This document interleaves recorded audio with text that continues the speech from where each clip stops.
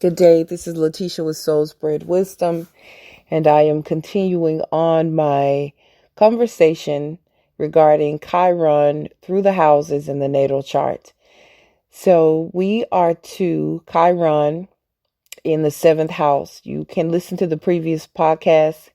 I have discussed the mythology around Chiron, the original wound of Chiron, and discussed what life can be like if you have Chiron in the houses 1 through 6. So now as we move on to house number 7.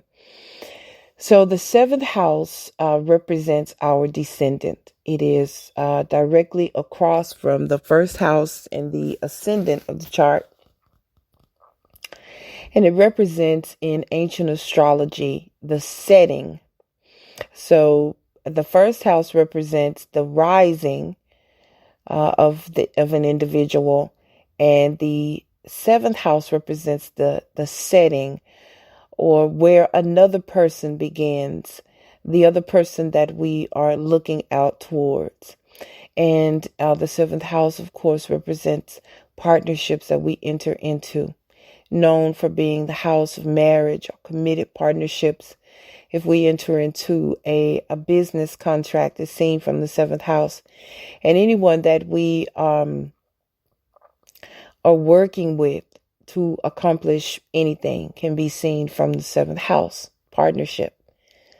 So if the wounded healer, Chiron, is here, then there is a sensitivity to rejection from a partnership, from entering into a partnership, from making a commitment of marriage, for fear of rejection, fear of entering into a business partnership, for fear of not being accepted for who you are. Again, for a fear of being rejection. It's pretty plain and simple. And the seventh house is in modern astrology linked to this energy of Libra, this energy of relationships, relating to others. And so with Chiron here, any small disagreement that you may have with a potential partner or a partner, if you do enter into a partnership, there could be these secret fears or overwhelming fears of failure in the relationship, because you are subconsciously looking for rejection. Perhaps you grew up and, we see the wound of Chiron having shown up, or we understand that it is imparted from the time we are in our mother's womb through about the age 7 or 8 in early life, where we experience rejection. So it could be that you were one who saw your parents divorcing, or you heard constant bashing of partnerships and relationships. And so it instilled within you that partnerships don't work. It's better to go it alone. It could have been instilled within you that marriage is a negative thing, or you internalize that by seeing that within others around you. And so you find yourself subconsciously rejecting partnerships, even though you desperately want to be partnered, because as human beings, that is something that we are built for, which is making connections, which is joining ourselves to others for what it is that we can learn and for what it is that we can experience.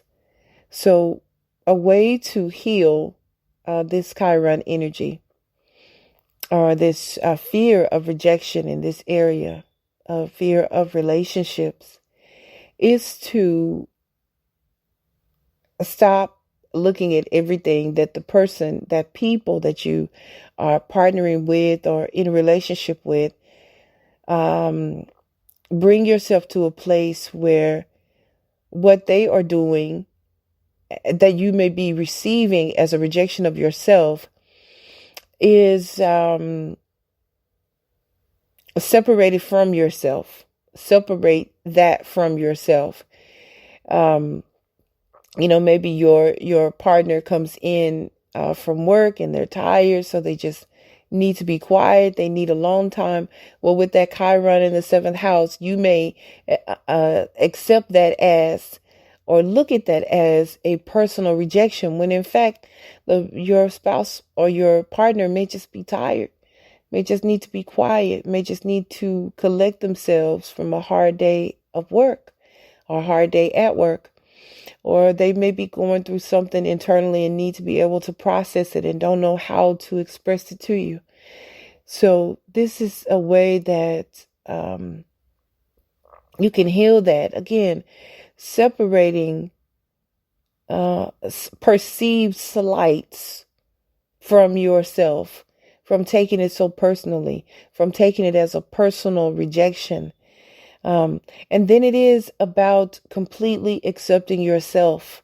Ultimately, regardless of what house it is about accepting your uniqueness above everything else. Because where we see Chiron, we know that there is a unique gift and a unique talent in that area. But oftentimes we don't come to it. We don't embrace it because we are so overly concerned about being rejected in this area from other people. But if you have Chiron in the seventh house, you have a unique way of bringing people together, a unique way of partnering, a unique view on partnering and embracing others and accepting others for who they are and their uniqueness.